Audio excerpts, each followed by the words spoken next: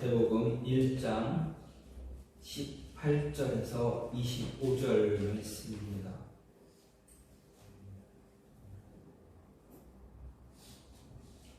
예수 그리스도의 나심은 이러하니라. 그의 어머니 마리아가 요셉과 약혼하고 동거하기 전에 성령으로 잉태된 것이 나타났더니 그의 남편 요셉은 의로운 사람이라 그를 드러내지 아니하고 가만히 끊고자 하여 이 일을 생각할 때 주의 사자가 현몽하여 이르되 다윗의 자손 요셉아 내 아내 마리아 데려오기를 무서워하지 말라. 그에게 잉태된 자는 성령으로 된 것이라. 아들을 낳으리니 이름을 예수라 하라. 이는 그가 자기 백성을 그들의 죄에서 구원할 자이심이라 하니라. 이 모든 일이 된 것은 주께서 선지자로 하신 말씀을 이루려 하심이니 이르시되 보라 처녀가 잉태하여 아들을 낳을 것이요 그의 이름은 임마누엘이라 하리라 하셨으니 이를 번역한즉 하나님이 우리와 함께 계시다 함이라. 요셉이 잠에서 깨어 일어나 주의 사자의 분부대로 행하여 그의 아내를 들여왔으나 아들을 낳기까지 동침하지 아니하더니 나음의 이름을 예수라 하니라. 아멘. 오늘 말씀 마태복음 1장 18절에서 25절 말씀입니다. 우리가 살아가는 세상에는 참 많은 사건들이 일어납니다. 많은 사건들이 일어나는데 그 사건들을 해결할 때가 있고 해결하지 못할 때가 있습니다. 사건을 해결하면 잘 마무리가 되어질 수도 있습니다. 그러나 마무리가 잘 안 되어지기도 하는 경우도 있습니다. 근데 일어난 사건이 문제를 해결하지 못하면 어떻게 됩니까? 우리는 그 사건을 미제 사건으로 분류합니다. 미제 사건은 더 이상 문제가 해결이 되지 않기에 그냥 남겨둡니다. 그냥 시간이 흐르는 대로 그냥 넘어가 버립니다. 이런 많은 미제 사건들이 있을 때 세상에서 우리가 정말 가장 미스테리한 미제 사건이 과연 무엇일까 생각해 볼 수가 있습니다. 여러분, 온 세계에서 가장 이해할 수 없고 풀 수 없는 그 미제 사건 1위를 꼽는다면 뭘 이야기할 수가 있습니까? 여러분의 마음속에 어떤 미제 사건이 있습니까?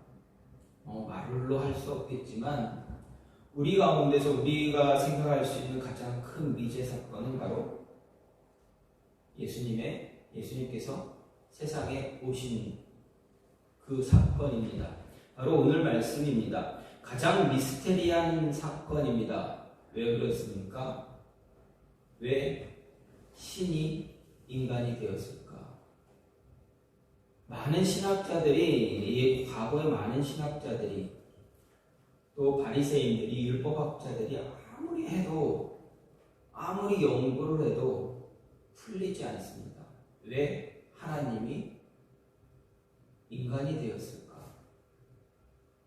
왜 예수님이 인간의 몸을 입고 세상에 왔다가 그 힘든 십자가를 지고 죽어야 했는가? 그리고 왜 다시 살아나야 했는가?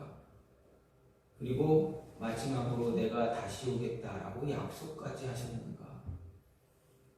여러분, 이것을 우리의 머리로 우리의 이해력으로 판단하고 이해한다는 것은 불가능한 것입니다. 이해할 수가 없습니다. 하나님이라면, 신이라면 할 수 없는 것 없습니다. 다 할 수 있습니다. 사람이 아담과 하와가 죄를 졌을 때 그것에 대한 하나님의 해결 방법도 하나님 스스로 다 알아서 할 수가 있습니다. 싹 다 없애고 다시 시작하면 됩니다. 그런데 하나님은 그렇지 않으셨습니다.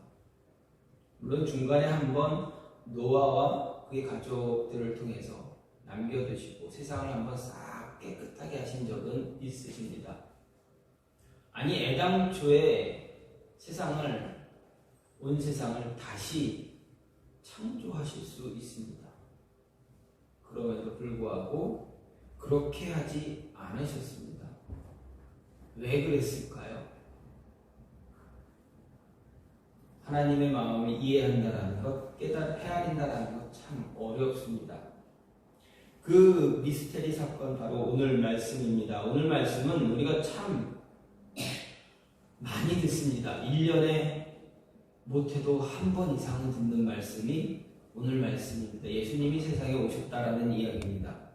그러면 왜 예수님이 세상에 오셨다라는 이야기가 이렇게 중요할까 생각해 보면 신약 성경의 첫 번째 책 마태복음 서두가 서두에 왜 이런 이야기가 기록이 되었는가 보면 생각을 해보면 구약과 직접적으로 이어지는 예수 그리스도의 족보를 시작함으로 인해서 그것이 얼마나 중요한 것인가를 우리에게 가르쳐 주기 위해서입니다. 다시 말하면 신약과 구약 성경이 예수 그리스도를 중심으로 상호 통일성을 지니고 있다라는 것 보여주기 위해서입니다. 우리는 흔히 말하기를 구약은 무엇입니까? 구약 성경을 이야기할 때 뭐라 이야기하십니까? 예수님에 대한 예언, 메시아에 대한 예언. 그리고 신약은 무엇입니까? 그 예언의 성취라고 합니다. 오신 메시아를 이야기하는 것이 구약과 신약입니다. 그 구약과 신약을 이어주는 것이 이어주는 분이 누구입니까? 바로 예수 그리스도입니다. 그래서 이 오늘 말씀은 굉장히 우리에게 귀한 말씀입니다. 이런 의미와 함께 오늘 말씀을 통해서 생각할 수 있는 것은 우리가 그동안 생각하지 못했던 일들이 우리 삶 속에 일어난다라는 것입니다. 다시 말하면 우리가 살아가는 세상에서 내가 생각하지 않았던, 예상하지 못했던 그런 사건들, 일들이 일어나곤 합니다. 여러분, 지난 한 주간 혹시라도 지금까지 살아오면서 여러분이 예상한 일들만 일어났습니까? 아니면 정말 생각하지도 못했던 일들이 여기저기서 막 터지고 일어나기도 했습니까? 그런 일들이 생각하지도 못했던, 상상하지도 못했던 일들이 갑자기 나에게 다가와서 나를 힘들게 할 경우가 참 많다라는 것입니다. 지금까지도 그래왔고 앞으로도 그런 일들이 계속 비일비재하게 일어날 것입니다.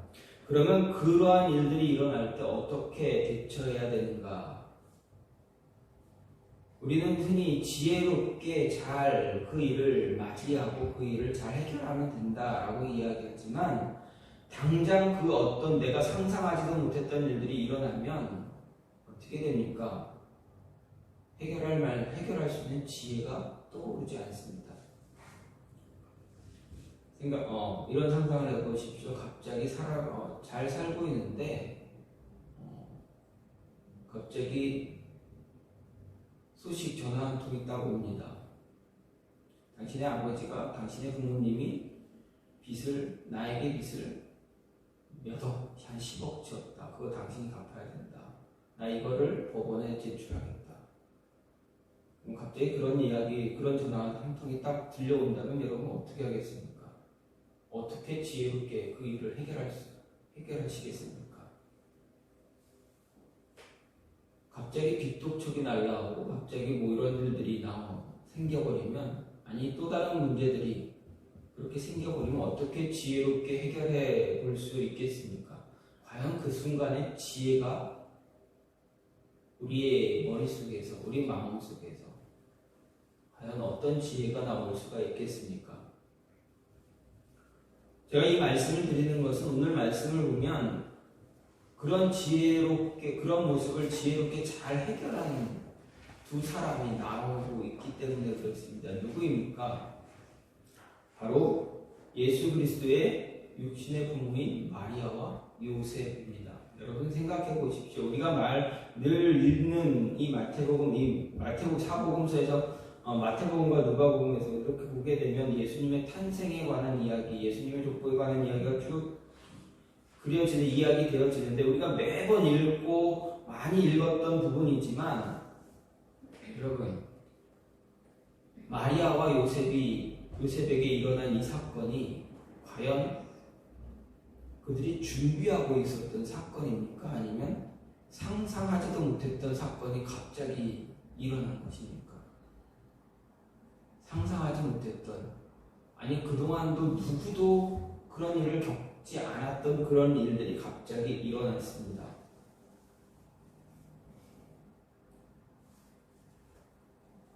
그때 그 일을 맞이하면서 이 마리아와 요셉이 어떻게 그 일을 해결했는가, 참 지혜롭게 해결하는 모습을 오늘 말씀을 통해서 볼 수가 있습니다.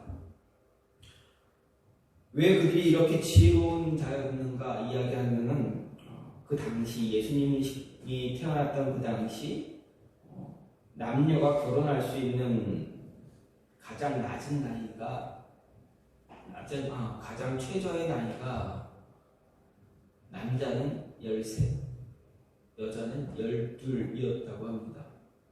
우리나라 역사를 조선시대로 보게 되면 그보다 더한 나이 차이도 있지 않습니까? 남자 7, 6, 7살에 막 결혼을 시키는 그런 모습도 있지 않았습니까? 그런데 생각해 보십시오. 남자가 13살, 여자가 12살이면 지금 몇 학년입니까? 초등학생입니다. 중학생도 되지 않은 나이입니다. 그리고 그 시대에는 20살이 넘어서 결혼을 하면 사회적으로 참 수치스러운 일이었다 합니다. 요즘 20살에 결혼하면 20살에 결혼한다고 그러면 부모님이 뭐라 얘기합니까? 육두문자가 나오겠죠. 20살이면 몇 살, 어떻게 됩니까? 고등학교 졸업하자마자 요즘 TV에서 고딩 엄빠 그런 얘기도 있겠, 그런 프로그램도 있는데 고등학교 졸업하자마자 결혼하겠다라고 한다면은 막 양가 부모에서 난리가 납니다. 그런데 예수님이 태어난 그 당시 20살이 넘어서 결혼한다 그러면은 정말 사회적으로 수치스러웠다 이야기합니다. 가장 적절한 나이에 결혼한 나이가 언제가 될까? 한 17에서 19살이 가장 적정하지 않았을까 생각을 해봅니다. 그럼 여러분 그 나이면은 몇 살, 지금으로 생각하면 어떻게 됩니까? 17에서 19, 다 고등학생입니다. 내 고등학생이 정원에서 결혼 준비하고 있는데 갑자기 여자가 임신했다. 그럼 이게 상상이 됩니까? 그 소식을 들은 남자는 어떻겠습니까? 상상하기가 아마 어렵지 않을까, 굉장히 어려웠을 것입니다. 그런데 그런 문제들을 마리아와 요셉은 참 잘 풀어나갑니다. 생각하지 못한 일이 그들에게 일어났는데, 감당할 수 없는 일이 일어났는데 마리아와 요셉은 그 문제를 잘 풀어갑니다. 어떻게 해서 그렇게 잘 풀어갔을까? 말씀을 보면 먼저 준비된 자가 잘 풀 수가 있습니다. 평범한 마리아를 통해서 메시아가 탄생하셨습니다. 예수 그리스도가 오셨습니다. 그 모습을 보면서 우리에게도 말씀하는 것은, 이야기해 주는 것은 무엇입니까? 우리에게도 이런 모습이 있을 수 있다라는 것입니다. 그러면 그런 문제들, 마리아와 똑같은 문제는 아니겠지만 그래도 그 문제들이 일어나면 어떻게 풀어야 되는가, 준비되어진 모습으로 문제를 풀 수가 있다라는 것입니다. 18절 19절 말씀을 보면 예수 그리스도의 나심에 관한 기록입니다. 여기에 보면 예수 그리스도는 요셉과 마리아가 정혼했지만 아직 신혼집을 차리지 않았습니다. 요셉과 마리아가 합방하지 않았음에도 어느 날 갑자기 마리아가 임신했습니다. 그런데 그 임신이 사람의 머리로는 이해할 수 없는 이야기입니다. 처녀가 임신했다는 것인데 그것도 성령에 의해서 임신이 되었다라고 합니다. 당시 시대의 결혼에 관한 풍습은 정혼한 뒤 1년의 시간 동안 혼인식 치르지 않고 준비하고 있습니다. 1년 동안 결혼식을 준비하는 그 시간을 갖게 됩니다. 그런데 그 기간 동안에 마리아에게 임신 소식이 들려왔습니다. 성경은 참 짧게 요셉이 마리아가 임신한 사실을 조용히 그 사실을 알고 조용히 덮고 넘어가려 했다 기록합니다. 하지만 요셉이 이런 행동 취하기 위해서 정말 쉬운 결정이었을까 생각해 볼 수가 있습니다. 말로 할 수 없는 고민으로 인해서 그 마음은 정말 엄청난 갈등을 아마 가졌을 것입니다. 갈등을 이겨내야만 가능했을 것입니다. 생각해 보십시오. 앞에서도 좀 전에도 말씀드렸듯이 당시 결혼의 적정 나이가 17에서 19세 정도였다라고 할 수 있습니다. 빠르면 좀 전에 말씀드렸듯이 13살에서 12살입니다. 너무 어리다고 생각할 수 있고 또 이런 일을 당했을 때 과연 그 나이에 이 갈등을 이런 모습 극복할 수 있었을까 하는 것입니다. 만일 이 나이였다면 성숙해도 너무 성숙한 것입니다. 그 나이에 이 일을 해결해 나가는, 지혜롭게 해결해 나가는 것, 성숙해도 너무 성숙한 것입니다. 어른들도 할 수 없는 그런 모습을 그 아이들이 청소년이 했다라는 것입니다. 먼저 이 문제를 어떻게 해결했는가? 먼저 마리아를 보게 됩니다. 마리아는 자신의 임신 소식을 천사에게 들었습니다. 주의 사자에게 들었습니다. 누가복음을 보게 되면 자신과 정혼한 요셉과 동거하기도 전에 천사로부터 임신의 소식을 들은 마리아, 처음은 의심했습니다. 어떻게 이런 일이 가능합니까? 의심합니다. 하지만 오래지 않아 금방 그 소식을, 그 이야기를 받아들입니다. 하나님의 역사라 하지만 쉽게 받아들일 수 있는가 하는 것입니다. 여러분이라면 받아들일 수 있겠습니까? 여러분이 마리아의 나이가 되었다면, 마리아의 나이인데 갑자기 꿈에서 천사가 나타나서 내 몸속에 아이가 자라고 있다. 여러분은 어떻게 생각하시겠습니까? 뭐 이런 개꿈이 다 있나? 뭐 이런 꿈이 다 있나? 분명히 아무렇지 않게 넘어갔을지도 모릅니다. 아니, 이런 생각하기도 싫은 꿈을 꿀 수 있을까? 이런 꿈을 꿨는가? 굉장히 불쾌할 수 있습니다. 그런데 마리아는 어떻습니까? 의심했지만 이내 받았다. 그 말씀을 받았다 이야기합니다. 하나님의 역사라고 하지만 쉽게 받아들일 수 없었습니다. 성경을 보면 조금도 의심하지 않는 모습을 마리아가 가지고 있다는 것을 보여줍니다. 마리아의 이런 모습을 볼 때 그가 어떻게 교육을 받고 자랐는가를 생각해 볼 수가 있습니다. 여러분, 천사의 말 한마디, 그리고 자신의 몸에 생겨난 이상한 징후, 믿음으로 받아들였다라고 합니다. 여러분, 믿음의 훈련이 얼마나 잘 되어져 있으면, 말씀의 훈련이 얼마나 잘 되어져 있으면 그 일들을, 상상할 수 없는 일을 믿음으로 받을 수 있겠습니까? 어린 나이지만 신앙적으로 믿음 안에서 잘 훈련되어져 있었기 때문입니다. 준비되어져 있었기 때문입니다. 신앙적으로 믿음 안에서 준비되어져 있으면 하나님의 비전이, 하나님의 꿈이, 하나님의 말씀이 우리에게 딱 주어졌을 때 그것을 내 것으로 받아들이지 못한다는 것입니다. 끊임없이 하나님이 계속 주지만 그것을 내 것으로 받지 못하고 그냥 계속 놓치고 있다는 것입니다. 하나님이, 다른 말로 하면 좀 더 쉽게 얘기하면 하나님이 계속 기회를 줍니다. 근데 그 기회를 계속 흘려보냅니다. 이게 내 거 아니야. 나와 관계없어. 하나님이 나에게 주신 거 아니야. 뭐 나에게 이런 거를 그냥 아무렇지 않게 버려버리는 것들입니다. 그런데 마리아는 믿음 안에서 신앙 안에서 준비되어져 있었다. 준비하고 있었다. 어린 나이지만 준비하고 있었다라는 것입니다. 그것이 얼마나 힘들고 어려웠겠습니까? 우리 아이들이 신앙 안에서 잘 자란다는 게 쉬운 일입니까? 어렵습니다. 그 위대한 이스라엘의 위대한 왕 다윗의 아들조차도 나중에 어떻게 됩니까? 타락해서 하나님 떠나고 얼마나 안타까운 그런 사건들이 얼마나 많이 일어납니까?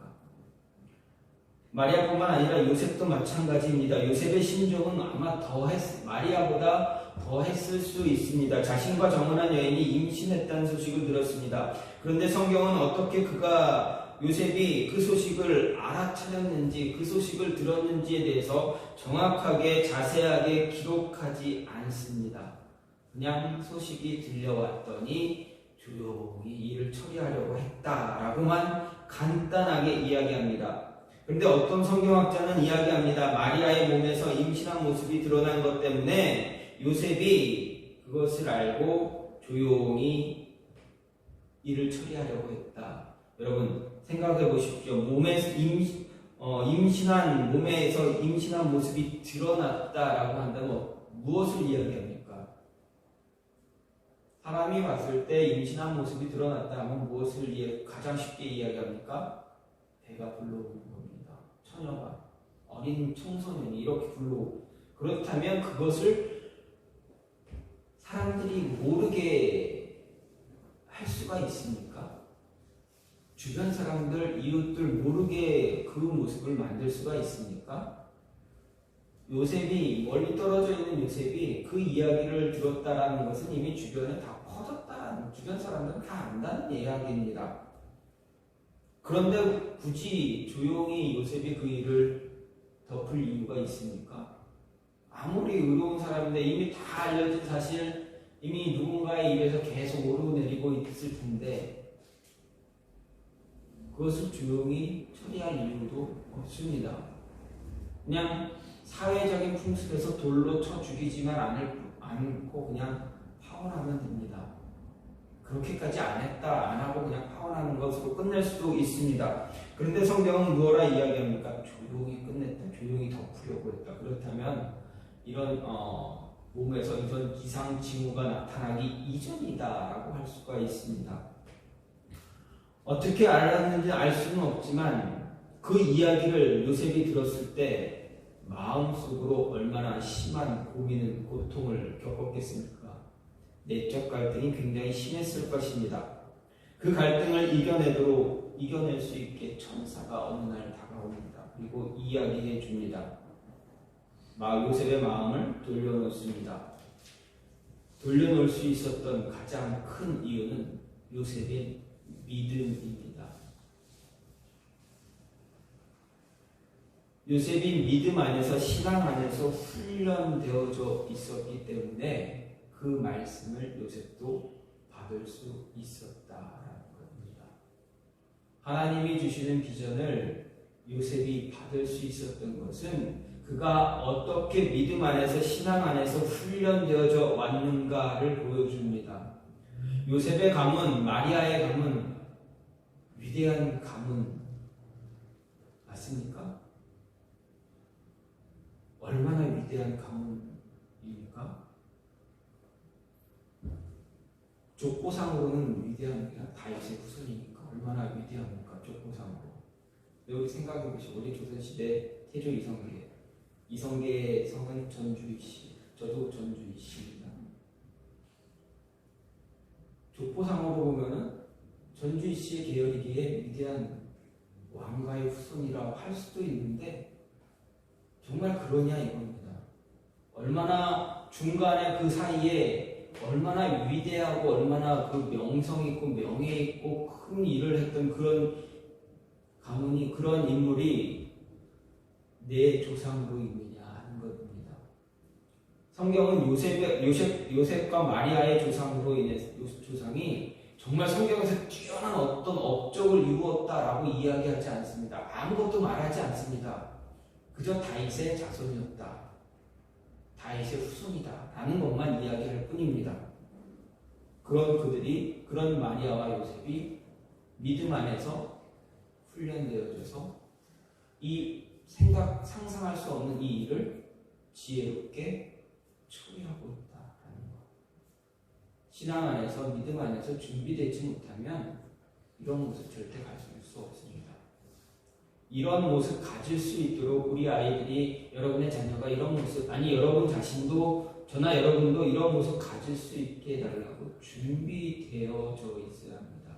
그래야 주시는 비전들을 내 것으로 받고 내가 그 비전을 하나님과 함께 이루어갈 수 있다라는 것입니다. 또 한 가지는 무엇입니까? 문제와 맞서기 두려워하지만 무서워하지 말라. 문제가 일어나면, 문제가 내 앞에 놓여지면 그 문제랑 맞서 싸우는데 무서워하지 말라, 두려워하지 말라라는 것입니다. 20절 말씀을 보면 이 일을 생각할 때 주의 사자가 현명하여 이르되 다윗의 자손 요셉아 내 안에 데려오기를 무서워하지 말라. 그에게 잉태된 자는 성령으로 잉태된 것이다 라고 성경은 이야기합니다. 청소년 요셉입니다. 나이가 많지 않습니다. 고등학생밖에 되지 않는 그 요셉이 자신의 아내가 될 마리아에게 일어난 사건으로 매우 심적으로 불안함을 느꼈고 극심한 내적인 갈등을 겪었습니다. 그런데 그때 주의 사자가 나타나서 요셉에게 다가와 아내가 될 마리아 데려오는 것 무서워하지 말라 합니다. 그리고 그런 일이 일어나는 것은 모두 다 하나님의 뜻에 포함되어 있다라고 이야기해 줍니다. 어떻게 보면 주의 사자가 전해준 이 말에 요셉은 쉽게 납득할 수 없었을 것입니다. 왜 그렇습니까? 이전까지 이런 일이 일어난 적이 없기 때문에 그렇습니다. 당시 시대가 어떤 시대입니까? 구약이 끝나고 신약이 시작되기 전 시대. 신약의 시작이 누구로 시작되었습니까? 예수 그리스도입니다. 예수 그리스도가 탄생하기 전에는 어떤 시대입니까? 구약과 신약의 중간기입니다.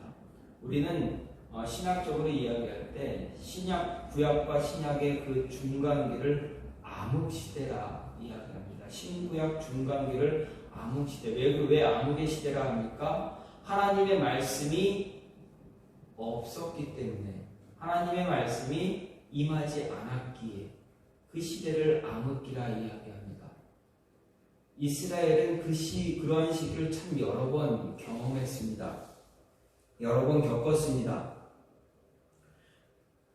그렇기 때문에 요셉은 하나님의 말씀이 없었던 그 시기에 하나님의 말씀이 자신에게 왔으니 얼마나 혼란스럽겠습니까? 얼마나 당황스럽겠습니까? 얼마나 힘들었겠습니까? 하지만 당시 시대상이 어떠했을지라도 요셉은 지금 자신에게 일어난 사건, 문제를 해결해야만 했습니다. 당시 풍습대로 문제를 해결하느냐 아니면 마리아를 생각해서 조용히 넘어가느냐 선택해야만 했습니다. 그런데 주의 사자가 나타나서 성령의 역사에 대해서 어떻게 받아들여야 하는가 또 요셉은 결정해야만 했습니다. 고작 어린 나이였습니다. 그렇다고 위대한 믿음의 반열에 오른 사람도 그의 가문에는 없었고 그도 그렇지 않았습니다. 어린 아이에 불과했던 이 요셉, 문제 어떻게 맞서야 되는가? 두려움이 컸을 것입니다. 왜냐하면 주의 사자 한 번도 본 적이 없습니다.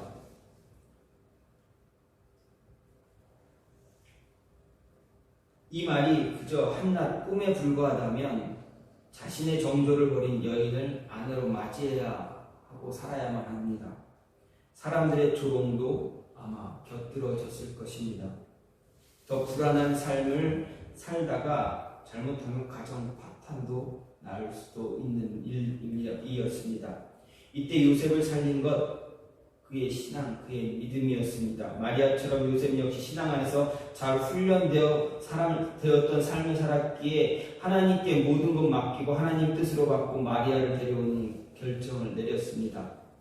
여기서 요셉이 문제를 맞이했을 때 어떻게 대처했는가 하는 것을 볼 수 있습니다. 분명 이 문제는 청소년이었던 요셉이 풀어가기에 너무 힘든 문제입니다. 하지만 문제 앞에서 도망가지 않았다라는 것입니다. 문제를 내팽개치고 도망가지 않았습니다. 오히려 그 문제 앞에서 더 적극적으로 달려들었습니다. 적극적으로 문제 해결점을 찾기 위해서 달려갔습니다. 그 문제를 붙잡았습니다.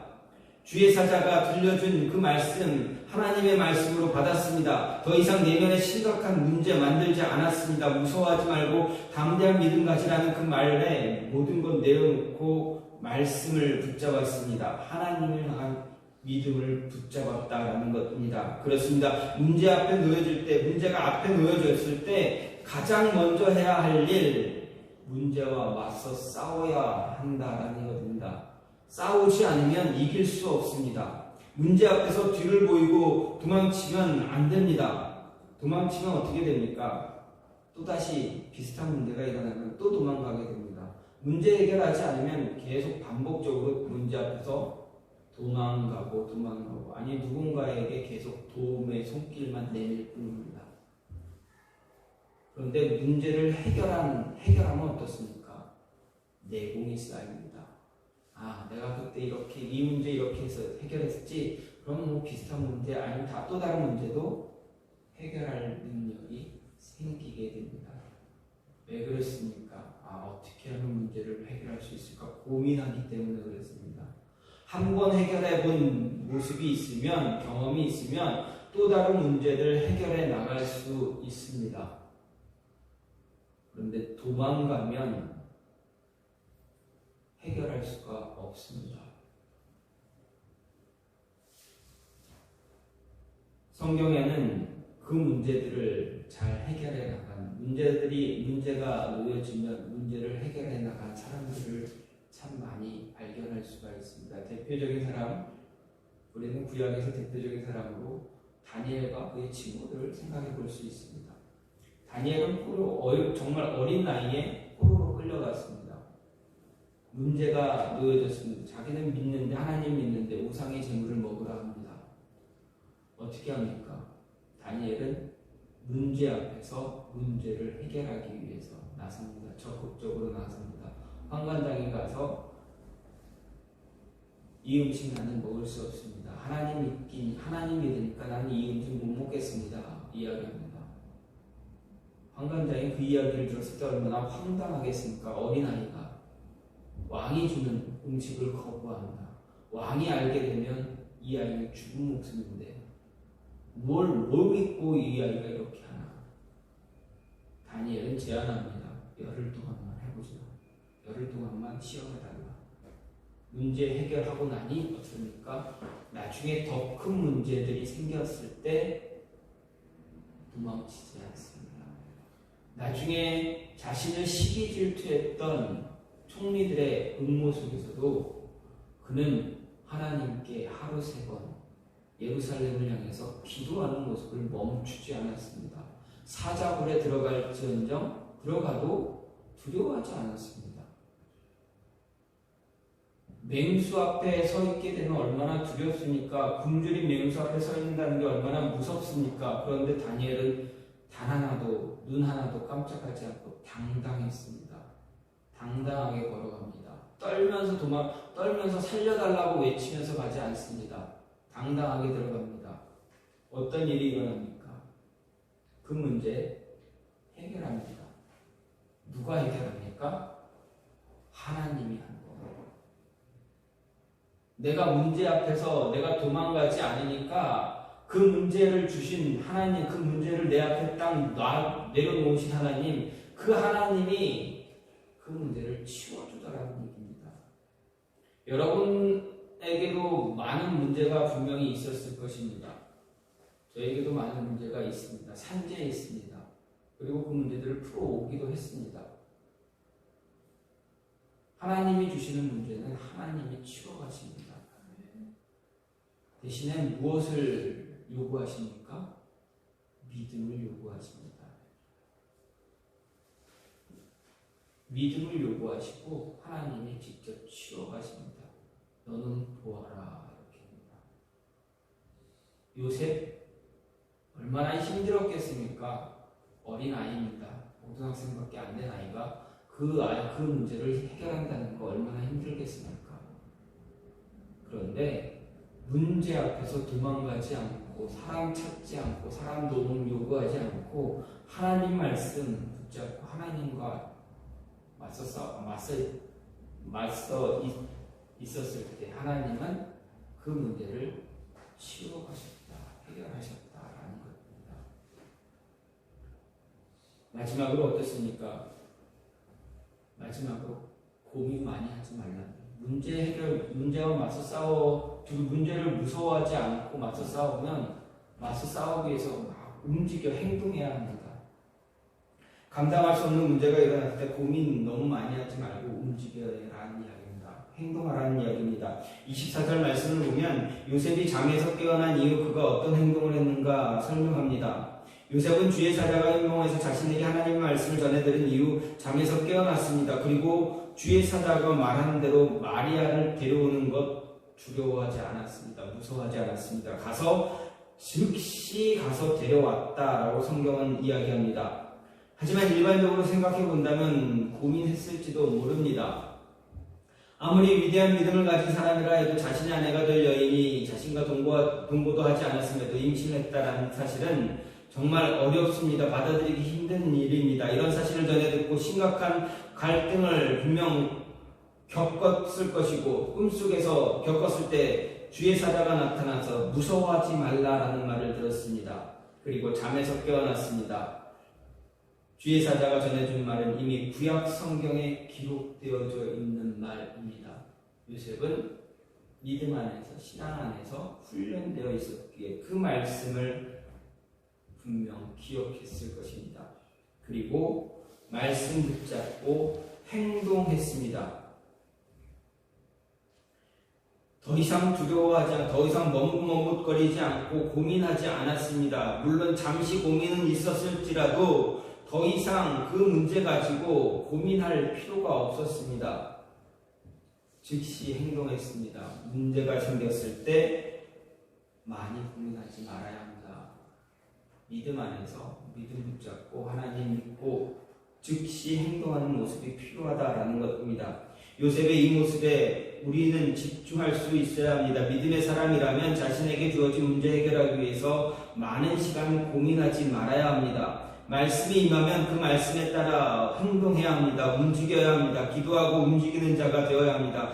그래야 주어진 말씀, 주신 비전 이룰 수가 성취할 수 있는 자 될 수 있습니다. 믿음의 조상 아브라함 어떻습니까? 그의 나이 100살에 아들 이삭을 얻었습니다. 하나님이 그를 처음 만난 나이가 몇 살입니까? 70입니다. 나이 70에 하나님이 그를 만나고 그를 이끌어 갔습니다. 그리고 약속을 주십니다. 내가 너에게 아들을 주겠다. 내 아내 사라를 통해서 아들을 주겠다. 여러분 믿을 수 없는 말입니다. 나이 70 이미 다 아이를 가질 수 없는 나이가 되어버렸습니다. 그리고 성경은 사라가 그 경수가 끊어졌다라고 이야기도 합니다. 그런데 약속하십니다. 주겠다. 못 믿었습니다. 그래서 계집종 하갈을 통해서 아들을 얻었습니다. 하나님이 무엇라 이야기합니까? 그 아들 내가 준비한 아들 아니다 이야기합니다. 그리고 내가 너에게 아들 주겠다. 그래서 100세의 아들 이삭을 얻었습니다.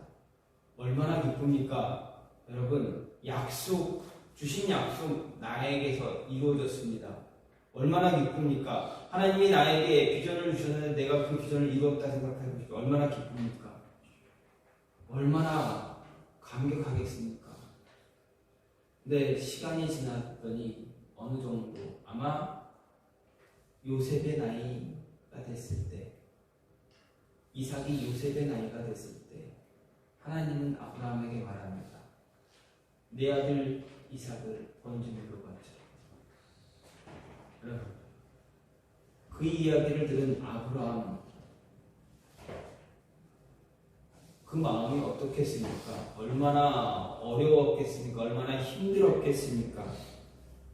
그런데 성경은 이야기합니다. 아브라함 고민 많이 했습니까? 이 사람 저 사람 찾아다니면서 그 얘기 나눴습니까?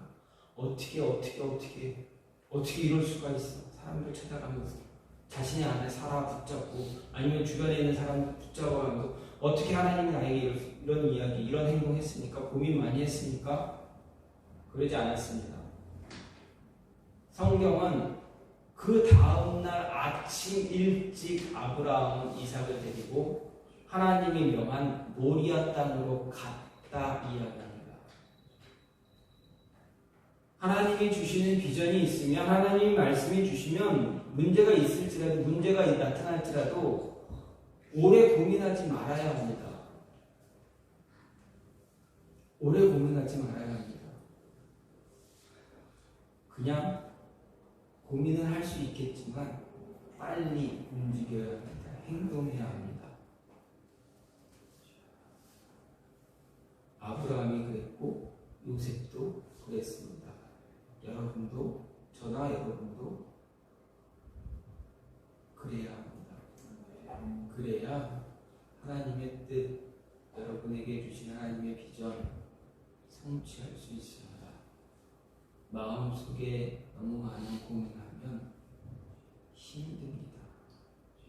그냥 내 정신과 내 육체만 내 스스로 계속 좀먹고 있습니다. 닳고 있습니다. 뿌리가 무너질 수도 있습니다. 고민하지 마시고 요셉처럼, 아브라함처럼 빨리 행동할 수 있는 모습이 필요하다라는 겁니다. 오늘 말씀 어떻게 보면 예수님이 주인공이어야 합니다. 그런데 예수님이 주인공이 되게 하기 위해서 함께했던, 준비했던 사람 마리아와 요셉을 보았습니다. 마리아와 요셉이 저와 여러분이 될 수 있습니다.